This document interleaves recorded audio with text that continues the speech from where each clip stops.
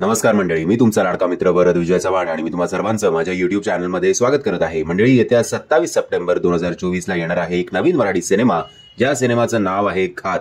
आता या सिनेमाच्या मेकर्सचं त्या एका अर्थी कौतुक करायला हवं, कारण 27 सप्टेंबरला धर्मवीर 2 समोर ते हा सिनेमा आणतायत. आणि सध्या चांगल्या बाजूनी असेल किंवा वाईट बाजूने असेल, धर्मवीर 2 ची चर्चा मार्केटमध्ये चांगली आहे आणि एवढं असून सुद्धा त्याच्यासमोर पिक्चर रिलीज करायला दम लागतो बॉस.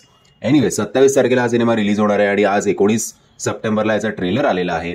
आता हा सिनेमा प्रमोट कसा करणार आहे, ते लोकांपर्यंत कसा पोहोचवणार आहे इतक्या कमी दिवसात देव जाणे. आपलं काम आहे आपल्या चॅनल थ्रू तुम्हाला जास्तीत जास्त येणाऱ्या मराठी सिनेमांची माहिती देणं. या सिनेमामध्ये एक गोष्ट तर नक्की आहे की तुम्हाला अभिनयाची आणि रिअलिस्टिक वाटावा अशा सिनेमा, म्हणजे सिनेमॅटोग्राफी असेल किंवा बॅकग्राऊंड म्युझिक असेल, अशा सगळ्या हे पंचपक्वानाने हे ताट खूप चांगलं तुमच्यासमोर प्रेझेंट करण्यात आलेलं आहे.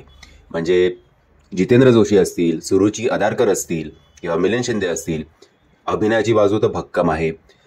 लहानपणापासूनच आपल्याला चोर पोलीस असा एक जो लपंडाव असतो यांचा, तो बघायला खूप आवडतो. पण इकडे चोर पोलीस नसून पोलीस आणि नक्षलवादी आहेत.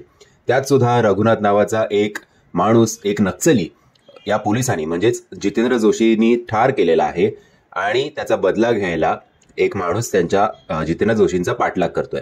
आता जे क्लेम होतं की रघुनाथ मेलाय, तो खरंच मेलाय का, की त्याच्या नाटकाचं की त्याच्या मृत्यूचा फक्त ढोंग करण्यात आला होता आणि खरा रघुनाथ अजून जिवंत आहे. आणि जर रघुनाथ खरंच मेला असेल तर त्याचा जो वंशज असेल तो बदला घेणार का, अशा सगळ्या गोष्टींवर आधारित हा सिनेमा आहे. आणि इन द एंड कोण कोणाचा घात करणार, म्हणजे या नक्षलवादी ग्रुपमधलाच एक माणूस जितेंद्र जोशींबरोबर म्हणजेच पोलिसांबरोबर मिळणार की पोलिसांचा एक माणूस त्यांच्याबरोबर मिळणार, या सगळ्या गोष्टी ट्रेलर बघताना मला तरी खूप मजा आली. तुम्हाला या ट्रेलरची लिंक खाली डिस्क्रिप्शन बॉक्समध्ये देतोय आणि तुम्हाला विनंती करतो की आवर्जून हा ट्रेलर बघा. ट्रेलर आणि सगळं खूप चांगलं झालंय. मतलब अलीकडे आपण हिंदीमध्ये जसे वेब सिरीज बघतो त्या प्रकारची सिनेमॅटोग्राफी आहे, किंवा आय थिंक सिंग साऊंड याच्यात वापरण्यात आलंय. सो सिंग साऊंड असल्यामुळे एक मात्र जरा प्रॉब्लेम होतोय की बॅकग्राऊंड म्युझिक जरा जास्तच वाजतंय आणि डायलॉग्स जे आहेत ते ट्रेलरमध्ये जरा कमी ऐकायला मिळतात. असो, हा प्रॉब्लेम हल्ली खूप साऱ्या ठिकाणी होतो, खूप साऱ्या ट्रेलरमध्ये होतोय. का कोण जाणे माहिती नाही, का माझ्याच लॅपटॉपमध्ये काहीतरी गडबड आहे माहिती नाही. तुम्हाला सुद्धा हा प्रॉब्लेम तुम्ही फेस करत असाल तर कृपया कमेंटच्या माध्यमातून कळवा.